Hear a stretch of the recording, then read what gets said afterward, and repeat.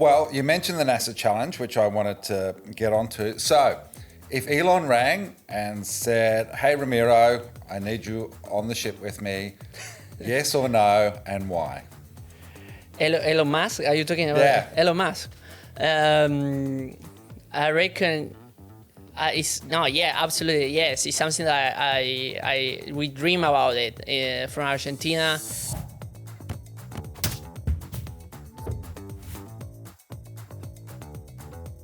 Hello and welcome, Budri Gamawara from the Gadigal Lands here in Sydney. It's Startup 360 with Simon Thomsen and the fabulous Kayla Medica. Great to have you along. You're getting all pumped for your democracy sausage tomorrow? The last couple of years that I've voted and been excited for it, they don't do them anymore at like where I vote. I think it's the most important fundraiser for the public school system in this country. Basically probably generates more revenue than the governments have been putting in to this point in time. But I generally don't get there fast enough and they've run out of sausages, which I find incredibly disappointing. Although at the school, which is in the People's Republic of Albastan, so our Prime Minister at the time we're voting, in Marrickville, they do have a beer raffle. So you can get a whole bunch of cans of Elbow Ale, along with a whole bunch of the other local breweries in Marrickville, which I always buy tickets for. So I'll probably have another crack at that. I think tomorrow. We should have more ticketed lottery, bingo, winning prizes, just generally in lifestyle improvements. Well, we're about to get that on election night, aren't we? More fun ones. Speaking of which, and we'll get onto this for a moment, I should tell you who we're going to have on today's show. We've got two fabulous guests, someone I am a huge fanboy of, Daniellehaj Musa, who's an investor at Main Sequence Ventures, expert on AI, so always learn so much talking with her, so looking forward to that. And for 10X, our rapid fire questions, we've got Ramiro Roman Loreo from Argentina, who is the founder of Yaka. So how cool is that? A bloke from South America with such an Aussie name for his labour hire company. But I do want to talk quickly about the election stuff, 6-week campaign, of course. And I've tried to cover it from the election point of view in terms of policies. There hasn't been much about, of course, there's the occasional turning up and announcing money for people left, right and centre. But there's a couple of issues, and I want to start with FinTech Australia's open letter to both parties last week where they said, look, it's been both of you. CDR's been around for about 7 years now. Not a lot has been happening. Things have stalled. You need to pull your fingers out and do something at the next election. Do you get a sense that the sector has kind of been treading water under Labor for the last 3 years and hoping that someone somewhere will do something? I kind of feel like it's been a term of reviews. I would agree with the statement, but I don't think I would limit it to just the past 3 years. Yep. Like under both Labor and Liberal, the startup sector is just not a priority. That's very much the sense that the FinTech Australia letter had. But there have been a couple of interesting things that have turned up in the last week or so. Of course, the would-be Treasurer from the opposition, Angus Taylor, was speaking at a debate in Melbourne last week where he was talking about venture capital in this country as a real opportunity. And they talked about how the ESVCLP investment program would have greater support with some of the thresholds lifted under the coalition. Do you reckon that's a good idea, a free run? I don't think you can trust any promises a politician makes right before an election, especially since during the election campaign, promises have already been walked back. So really, This is one of the premises of FinTech Australia too. It's like, guys, you've promised this stuff. Yeah, they don't deliver. Hasn't turned up. And I think the disappointment is palpable around this one. But to just spell it out. So at the moment, the way the scheme works, it's the early stage venture capital limited partnerships, which is why we call it ESVCLP. That sounds like an album. What the opposition is sort of saying is at the moment the tax breaks apply if investments go towards companies with $50 million in assets or less. If you think about it, 50 million, yeah, not that much nowadays, but the coalition intends to double that threshold to $100 million if elected and lift the separate venture capital limited partnership threshold from $250 million to $500 million. So that's a pretty big leap. I think that's at least a sign that they've noticed and something's going on there. On the other side of the equation, Labor's got something that has the VCs themselves really concerned, and that's, of course, their plan to tax the unrealised gains on assets held in super funds with balances above $3 million. And I know in Capital Brief this week, Brian Clune wrote about how a number of VCs have come out and said that this would be a disaster for their sector. One of them was Paul Bassett, the co-founder and partner of Square Peg, who told Capital Brief that the, quote, idea of levying tax on unrealised capital gains is bad policy, sets a terrible precedent, and is likely to create unintended consequences. The thing that gets me about this is, okay, I watch my super fund with the Trump tariffs kicking in, absolutely tank. You know, I think I had about 15% of the value of my fund wiped in the space of a couple of weeks. And yes, some of the gains have come back. But if the government's going to tax unrealised gains, are they going to start handing the money back on unrealised losses? You know, or is it just going to be a one-way street where this imaginary money that you have is transferred in reality to the government, but they don't see a downside on what they're doing? I think it's I'm just going to say it, it's a really shit idea. It's a really shit policy. I get the idea that some people have way too much money parked in super funds for tax purposes and for tax advantages, and that's not fair. But the idea that you have an imaginary gain and you can somehow summon the money is a little bit like taxing people on what their property's worth compared to what they paid for it. They don't have this money. Yeah. Now, speaking of what's lacking in my life, I want to talk about what Mick McConnell posted on LinkedIn this week. He's the head of space at Airbnb. I'm not sure whether he means space up there or just in the room or whatever's going on, but it sounds like a great job title. How far apart are the lounges? He wrote this thing that I kind of considered a little bit like Kipling's F for Generation X, which is my mob, talking about being the last analogue adults. And he says, in response to my recent post about Gen X and the future of work was more than engagement, it was recognition. But with that came a wave of generational conversation, some of it celebratory, some of it combative. I get it. It's easy to turn pride into pedestal, but that's not the point. And then he goes on to say, every generation carries a weight. Boomers held the myth of permanence. Gen X carried the weight of endurance. Yes, we did. Millennials shouldered the fallout with performance. Gen Z is surfing the glitch with speed and instinct. None of us got it easy, none of us got it right, but Gen X, we had one thing others never will, an analogue beginning.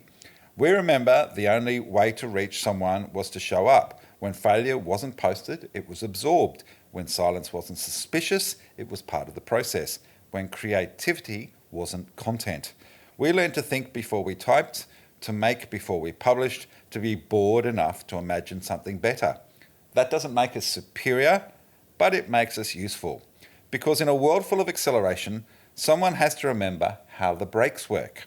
This isn't about being the main character, it's about being a reliable witness. The ones who built, broke and rebuilt, who saw what worked and what didn't and are still in the room. Douglas Copeland once called us microserfs, people who built the future but didn't headline it. Maybe that's our strength. We were never trying to go viral. We were never trying to get it to work. So no, I won't apologise for honouring the analogue in us. It shaped how we design, how we lead, how we listen, and I don't want it forgotten. But I also don't want to be the last one holding the map. This isn't a torch, it's a schematic. If you're younger, take what's useful. If you're older, add what we missed. And if you're one of us, you already know what to do. So I'm the last year of millennial, I think. Yeah. But I think we don't get enough credit for, like, we do remember analog ways. Like, I had dial-up until high school, like late high school. Like, I'm also the youngest of... You mean the internet? Yeah, but like you couldn't connect. You couldn't answer the phone. Like, you couldn't make a phone call if dial-up was on. Like, Remember like, and Yeah, I remember... Your dad screaming at you to get off. Or just ripping the cord out. Yeah. And, I remember before dial-up not having the internet as well. Like, we're not total digital natives. So I think that gets buried a lot. But yeah, I have a lot of analog hobbies. I actually make a real effort to not have digital or screen-based hobbies and purposefully get myself away from it. Tell us about them. So when I was in high school, I picked up film photography, and I've kept that ever since. Oh, wow. I'm really proud of my camera collection. I'm really proud that we find somewhere to print the film. 35 Yeah, mil. look, if you need a place, ask me. I've got a few recommendations. It is expensive. Yeah. But then you think about any hobby is expensive. Like, golf's expensive. Playing football is expensive when you factor in, like, buying all the equipment and stuff. Even just the membership fees. We did those for our daughter this week. Yeah, that's a few $100. So it's actually, comparative to other hobbies, pretty similar. Though, what, actually, obviously I love writing, and I write for fun as well, but I hate that we write on screens now. And then the idea, like, I romanticize the idea of handwriting, but then you're like, oh, I've got to transcribe that later. So I'm looking into all those, like, e-ink writing tablets, but I don't know, it's just not the same. It's really interesting because I think my brain works in a way that was designed for digital. I always was a huge admirer of an Australian writer, Rodney Hall, who stood at his desk on the south coast looking out over the ocean and wrote everything longhand. So a lot of writers were using typewriters, and yes, liquid paper had a good run. I remember the excitement of getting a computer in the, I think, late 80s, a computer typewriter where the first 16 letters would appear on a screen. So if you made a mistake, you could correct it looking at it before they went onto the page. But longhand is a different way that your brain works as you write. Probably the main reason I don't use it is because no one could read it aside from me, and even I can't read my own writing sometimes. But typing and the options that we have, and even just the way AI is implemented in our writing now, to me has been transformative in my ability as a writer. Yeah. I mean, I handwrite all my notes. I know, that's the interesting thing. The old guy here has a uses the laptop. computer, and I love the fact that you do everything in a notebook. I do. My to-do list, all my client work, like, it's all in notebooks. It's not. Do you think it's just because you have better handwriting than me? No, I mean, sometimes I look at my handwriting and think, what the fuck does that say?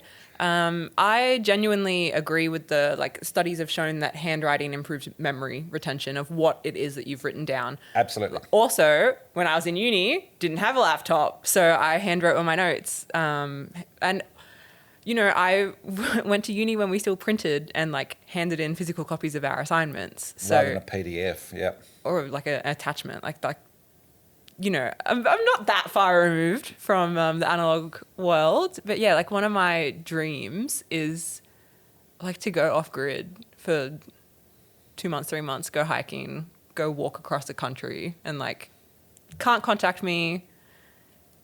I'm so with you. Paper Should we map. do it, or should we just get our first guest in, Danielle? Okay, we should get our first guest in. All right, we'll be right back with Daniellehaj Musa from Main Sequence. Don't go away.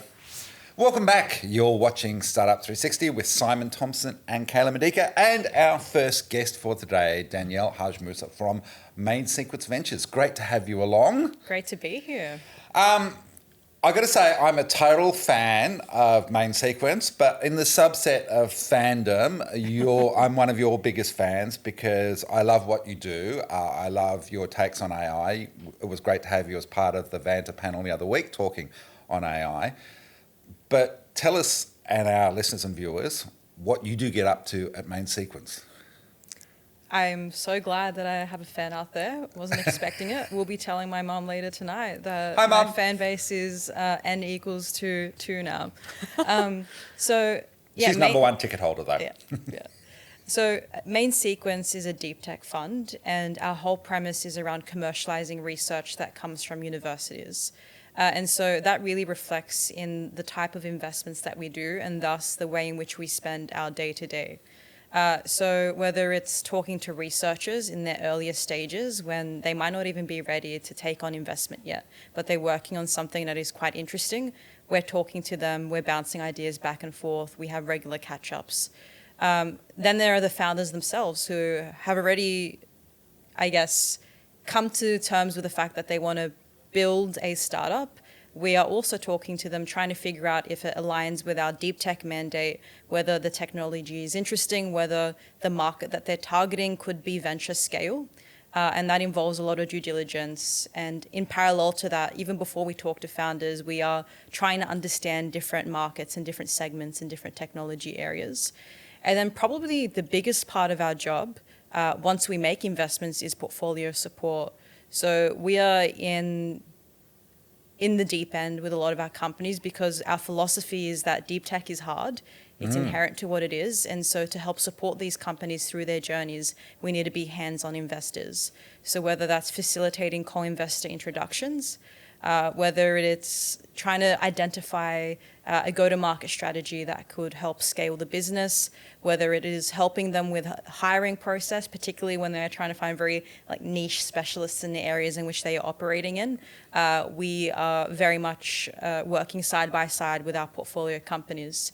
And now we have 70 of those portfolio companies, and it's only growing.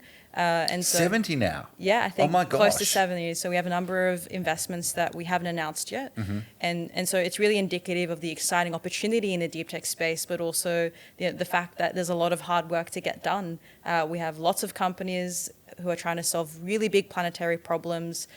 So yeah, my day is filled with a big task list that only keeps growing. So what I want to ask is what led you down this particular path? You did law at Sydney Uni, you got the University Medal for your engineering work, and suddenly you find yourself in this space. How did that come about? It is a good question.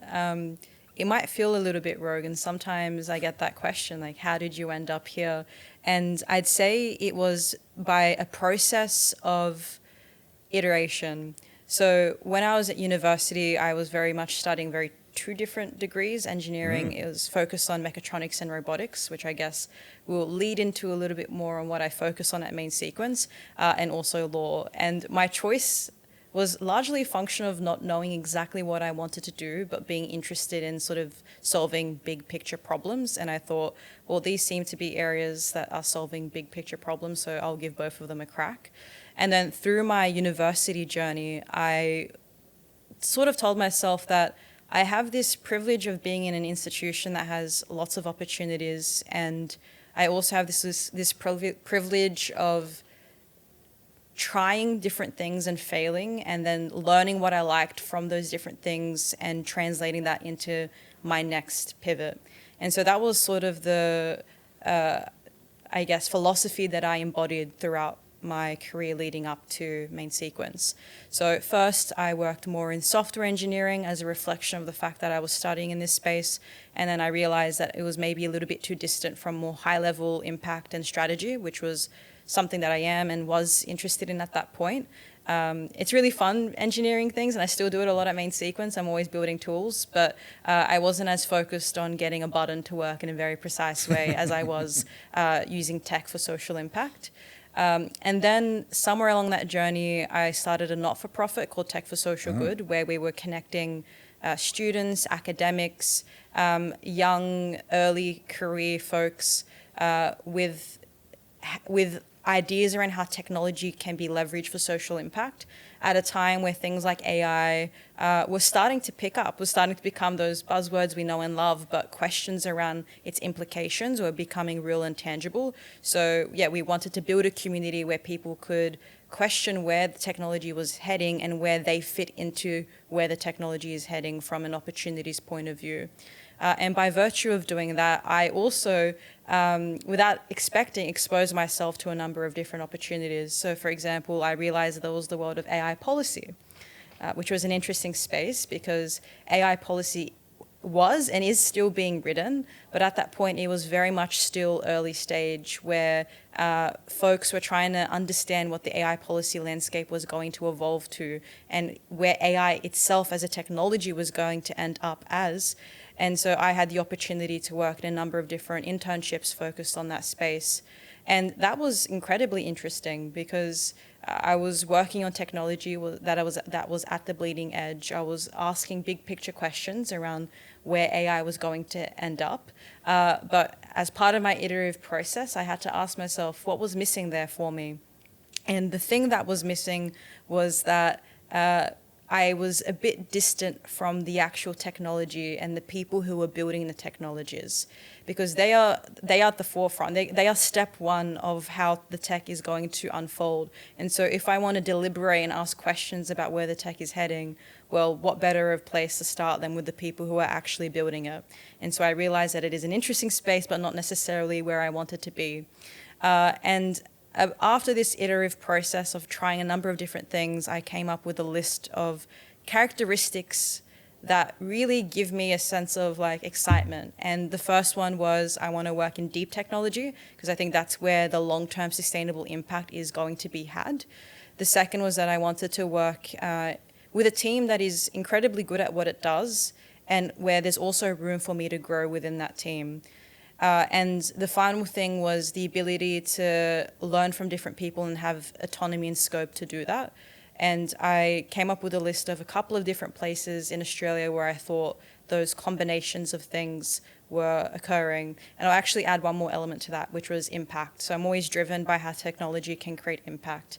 And so I found Main Sequence. It's a venture capital firm, and there are many in Australia, but we're grounded in solving global planetary problems. So that sort of ticks the impact box. We're a team of folks who come from research backgrounds, engineering backgrounds, operating backgrounds. And so it ticks that box of, an awesome team where I have a lot of room to grow and learn. And I feel like I'm really in, knee deep in where new technologies are emerging. And I feel like I have that scope and autonomy to actually, impact the path and the trajectory of where things are heading. And it's a privilege, and I feel very excited to be here 3 years on. So I've been at Main Sequence for 3 years now. Wow. Are you fangirling yet? I mean, I wish I had my shit together back then. That's true. I still don't have my shit together. Hey, don't worry. I don't have my shit together, and I can share an anecdote to embarrass myself. And Please do. That's what this is about, vulnerability, this show. Yeah. So we want to kind of talk about those things. this is a bit of a silly one. Simon, you remember that I had a bit of a wrinkled shirt in our panel the other week? Yeah. And once again, this It morning... was linen, though. It's meant to be wrinkled. It was linen. But this morning I was scrambling to find a non-wrinkled shirt, and I realized I had my laundry in the dryer for 4 days and I hadn't taken it out. So I'm still, charting the course of what it means to, build a exciting career where I can make impact, but also just keeping everything, all the gears turning and everything working. I'm sure this is why founders wear T-shirts, because they really don't have time to I need to iron. get onto it. I'm keen to hear how you use AI in your personal life, like not in a work context, but how do you make it work for you? I think I use it very much as a co-pilot to almost augmenting who I am. So whether it's brainstorming, whether it's charting the course for where I want to end up, coming up with ideas of things I want to build, because I still like building on the side and working on projects on the side, because I'm just sort of an engineering nerd. So I think that will always remain. There are lots of cool tools that I've used in recent months, like Lovable and JDoodle, a cheeky plug to one of our portfolio companies, where you can just build apps and prototypes.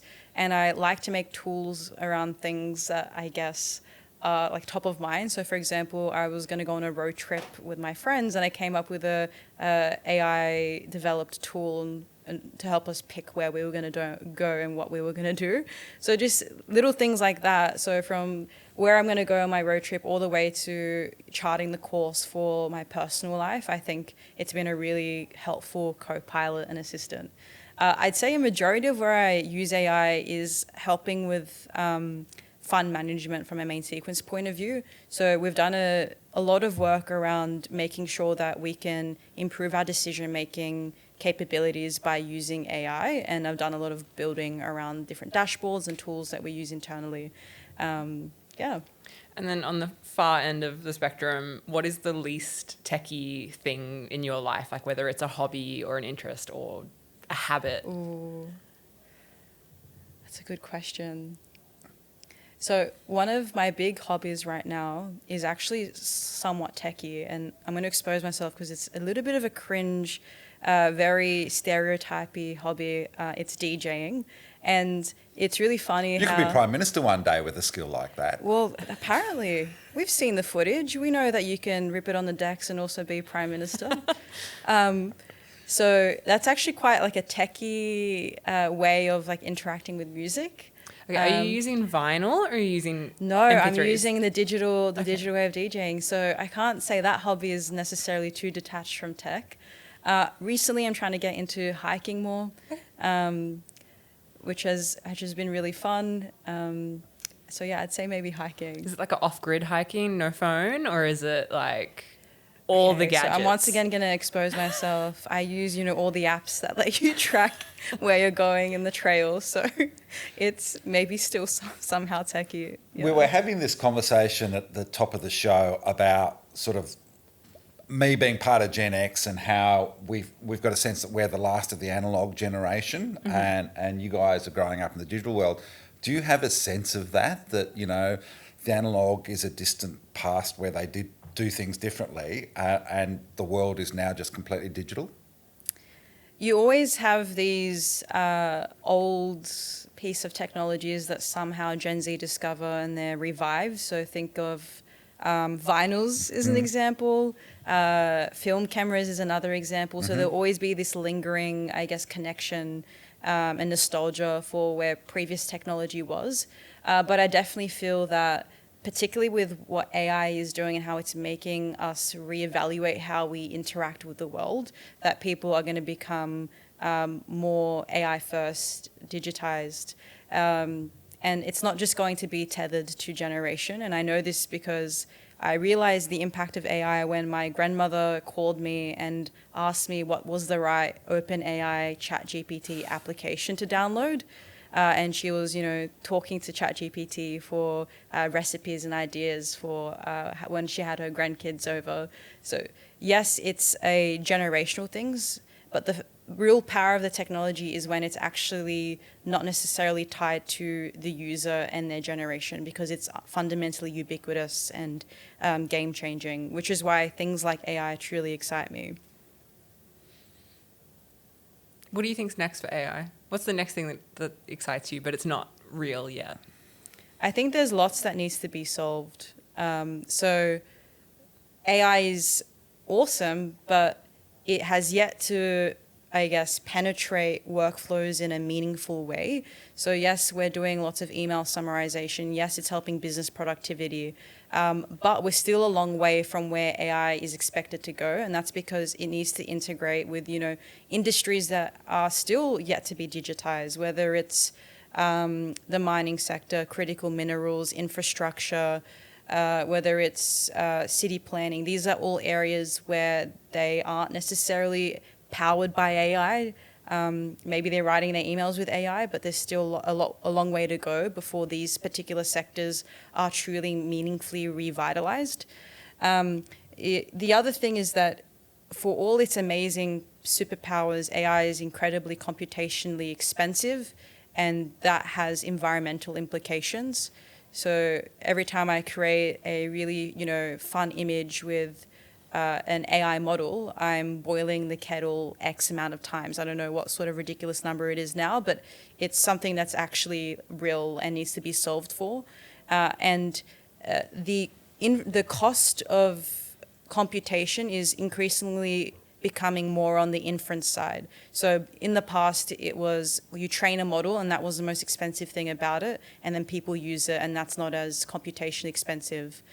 Now, these models are sometimes running prompts for 20 to 30 minutes. I think actually that's increasing. So they're trying to reason for longer so that their output is better, but the consequence is that inference is becoming more computationally expensive and thus consuming more energy.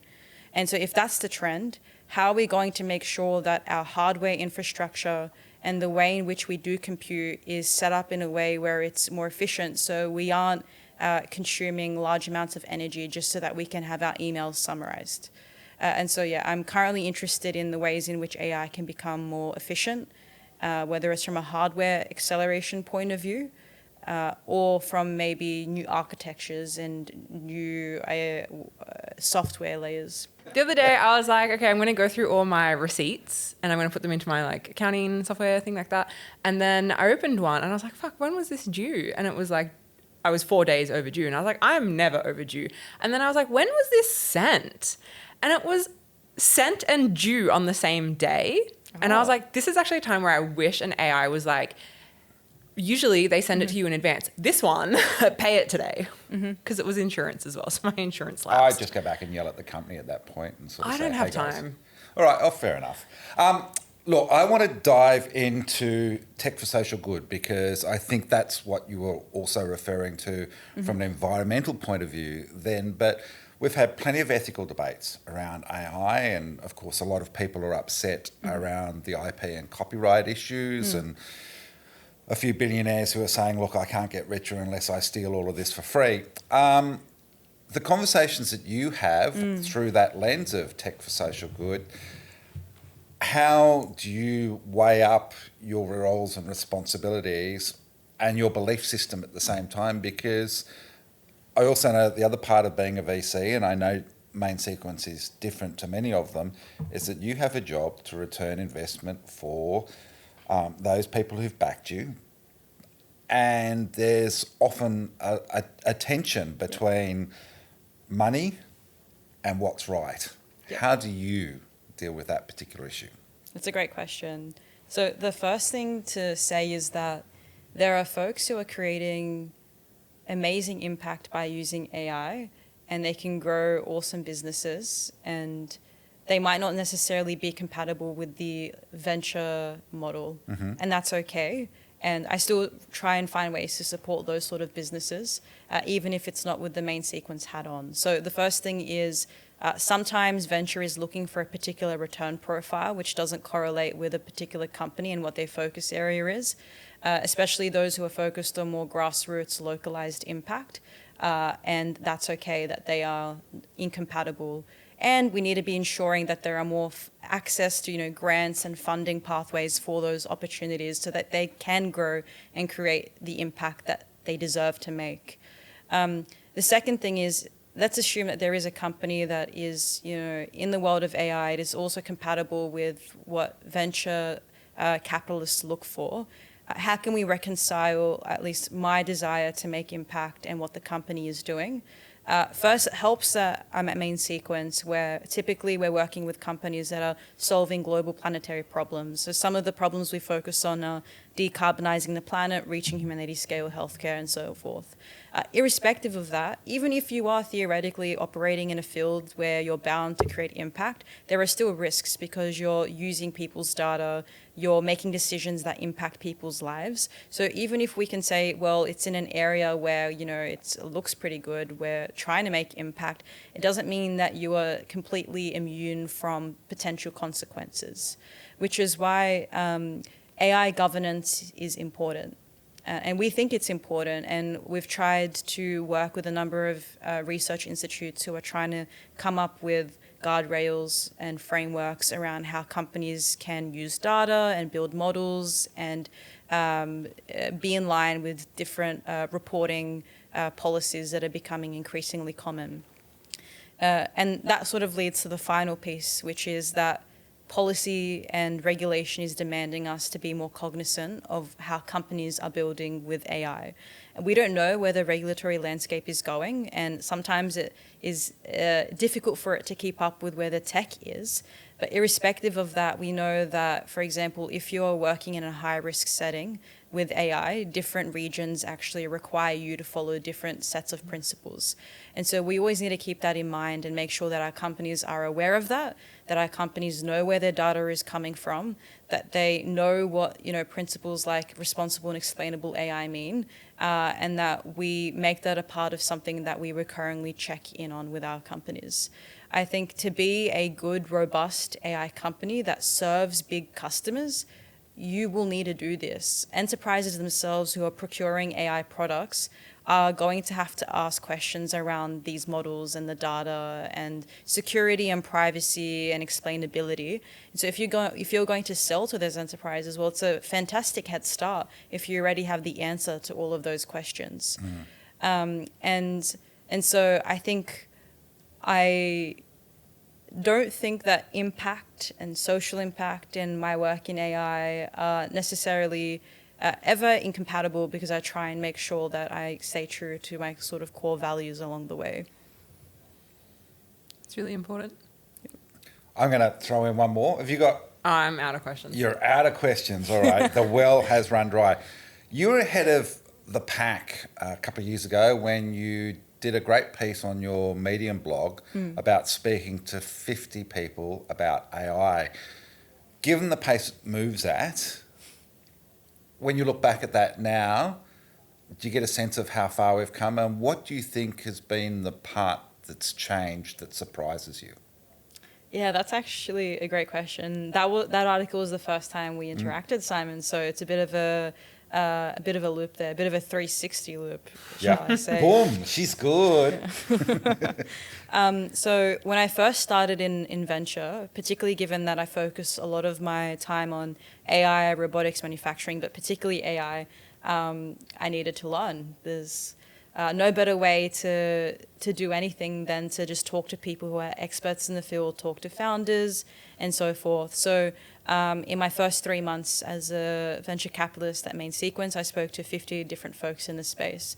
And I came up with a set of guiding principles at that time. And I remember, if I'm correct, that I was interested in companies who had a data advantage. I was more focused on maybe horizontal platforms, because it was a time where building with AI was a lot harder and not everyone could do it.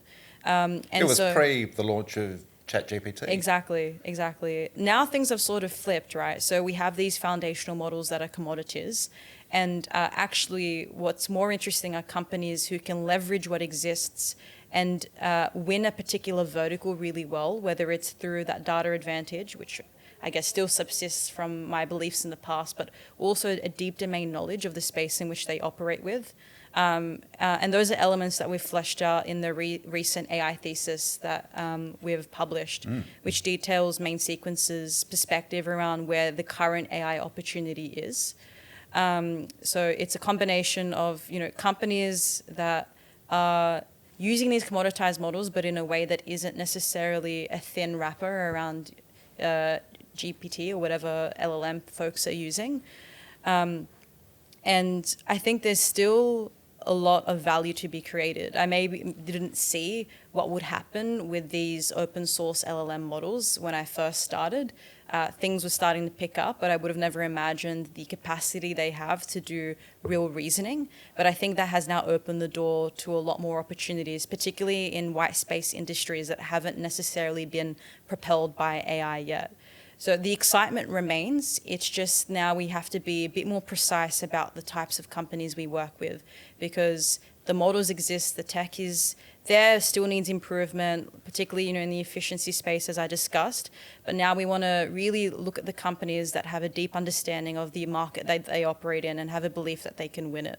And I think that's sort of the additional precision there. Daniellehaj Musa, great to have you on Startup Thanks 360. for having me. Always from lovely Main to Sequence. chat. Always brilliant conversation. Really appreciate it. We're going to take a quick break. We'll be right back with Ramiro from Yaka. Welcome back, and welcome to our last guest for today, Ramiro Roman, the founder of Yaka Labor. Welcome to the show. Thank you. Hello, everyone. Buenas tardes. So tell us a bit about Yaka Labor. Yaka Labor, we started about 1 year ago. We launched officially 1 year ago, and we become a labor hire app for construction companies. Now if you Google labor hire app, we appear first, so that's really cool. Wait, Thank you. SEO. Great SEO. Thank you, Google. And then we provide workforce management, and at the same time we provide jobs for laborers in construction. And now we are here. Probably we can announce that we will operate also for hospitality. Yeah. Yeah. It's a lot of growth in 1 year. Congratulations. Thank you so much. So tell me, how did this all come about? How did you come from the Sydney of Argentina to be in Australia, running a company that is here in China, in Hong Kong, and is now going to Africa? Yeah. It's a long story, but I don't know if we have too much time. But I arrived in Australia 5 years ago, 3 months before the pandemic. So, and Argentina was really tough with them, and they closed the borders, so I couldn't go back to Argentina.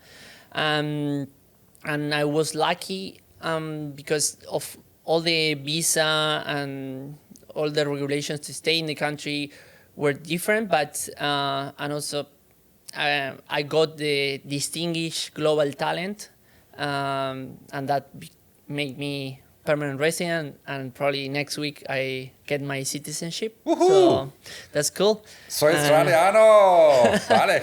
Half Australian.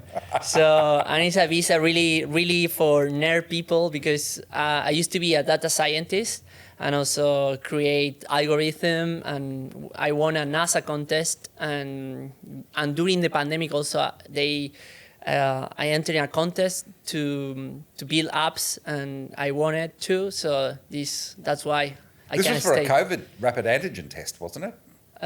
Also, we after we won the NASA contest, they called me from the MIT to work in a testing app for that's we couldn't really finish the app, but the concept was really good to test the COVID with sound with your phone. So it's something straight probably in over the my future. yeah, it's super net. I told you, it's super net. So and for NASA, I created an algorithm to recognize proof of life on Mars. So and now we are also working to build something. Okay, For- As you do. to kick off my first question then, Yeah. what Go is ahead. a topic you don't know about that you wish you did? Nah. Oh my God, labor hiring probably is the You topic can't say that. It's something that I would love to know more about it. But now I'm doing something in my spare time. That is, I'm coaching a female soccer team in the second division of Australia, and probably I'm learning about how to coach in soccer a team. That's probably Well, you mentioned the NASA challenge, which I wanted to get onto. So, if Elon rang and said, "Hey, Ramiro, I need you on the ship with me," yes or no, and why? Elon Musk. Are you talking about Yeah. Elon Musk? I reckon absolutely yes. It's something that we dream about it from Argentina, and I have the lucky to be in contact with a few people that went to space, and it's a crazy adventure. And probably I'm on. He's I'm on. there. All right, well, enjoy him while he lasts. When you were a little kid, what was your dream job?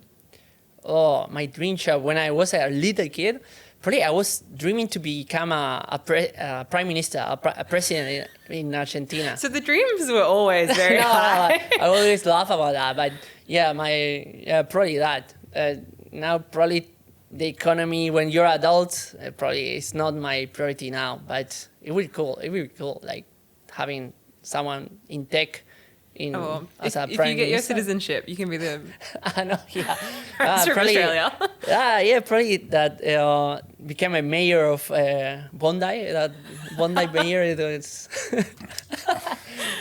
Waverley Council. Yeah, both for me. I kind of feel like I should, before we give him Australian citizenship, we should ask, when Australia is up against the defending world champions in the FIFA World Cup in 2026. Who are you going to cheer for?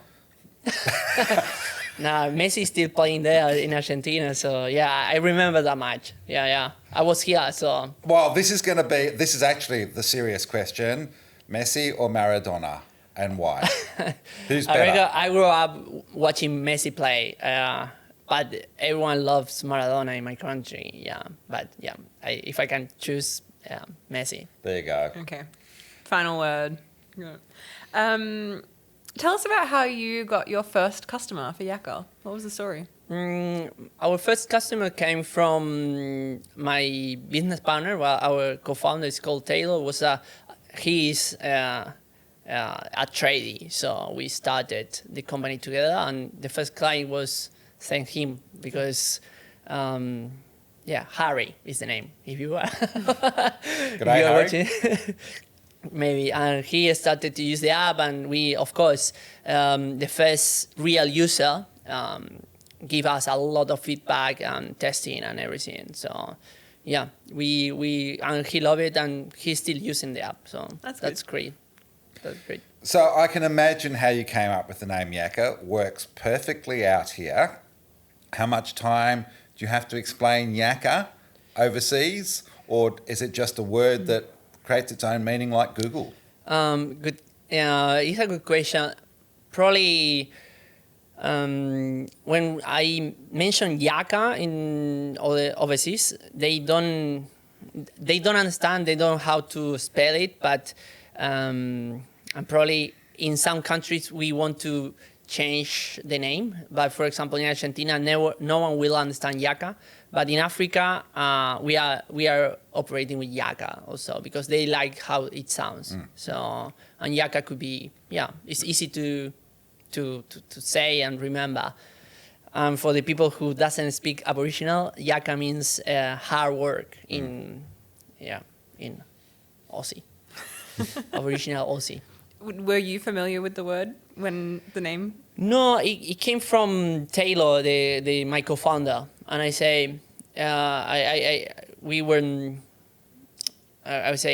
I'm in the tech area, tech side of Yaka, so I say, okay, Yaka is the perfect name for this. Let's do it. It works in Africa, so I think it sounds a little bit like Yebo as well, which is kind of like, yeah, cool, great.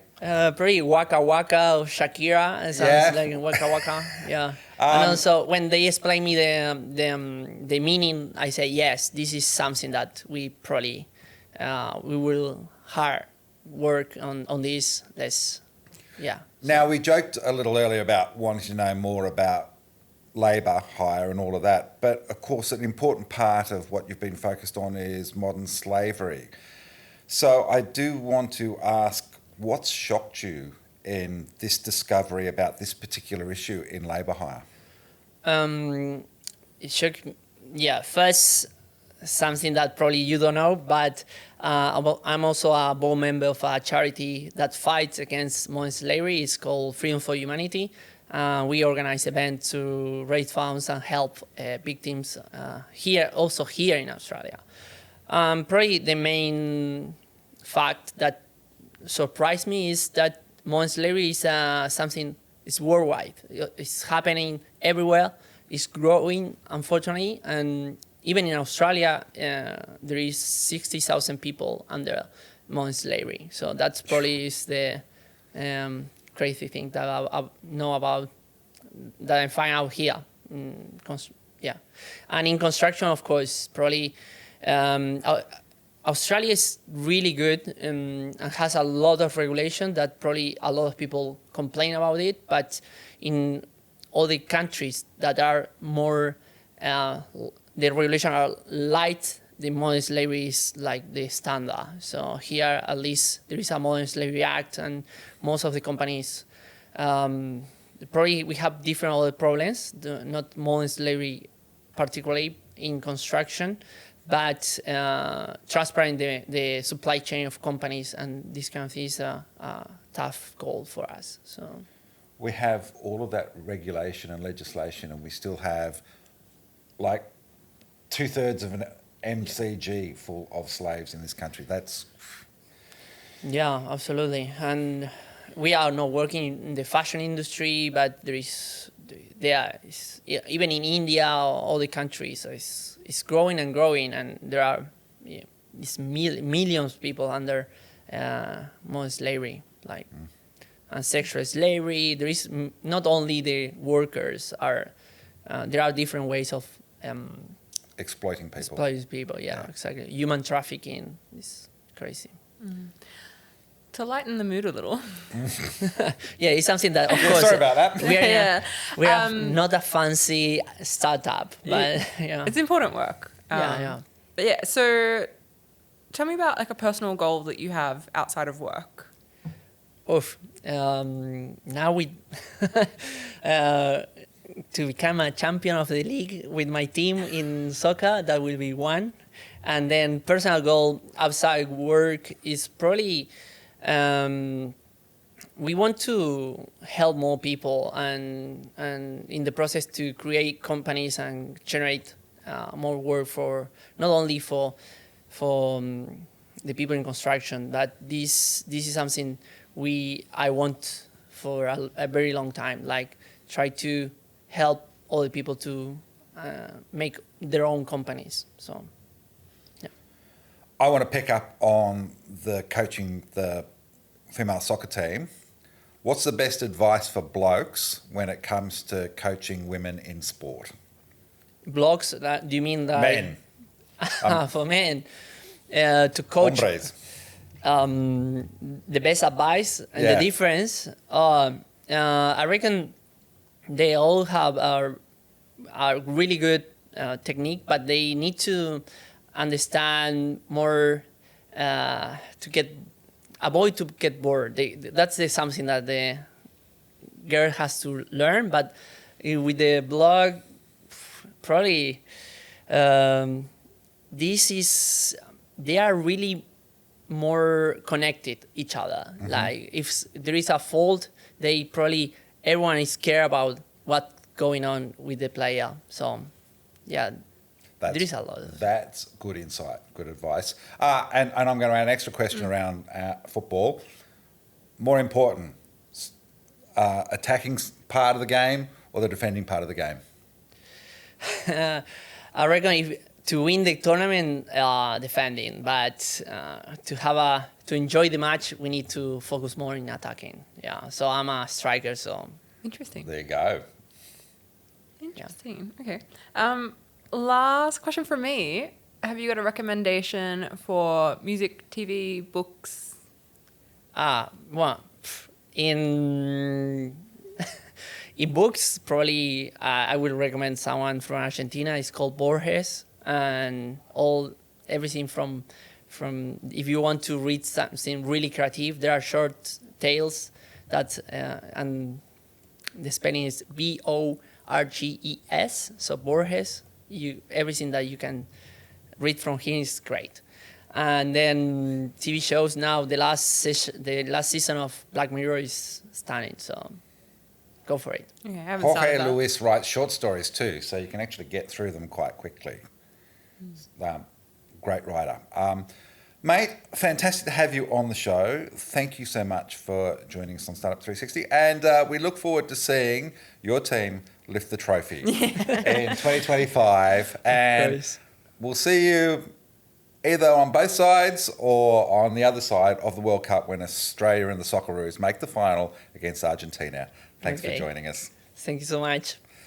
Well, that's it for this week. Startup 360 is a Pinstripe Media production, produced and edited by Matt Jackson. Thank you also to the amazing James Vass, who's been putting the show together today, to Ella Walsh, and of course to Vant for their support. Subscribe to the show on Apple, Spotify and YouTube. Do press that button and subscribe. We'd love to have more of you following us. Don't forget to read startupdaily.net for all the ANZ tech news. We'll see you next Friday. Bye.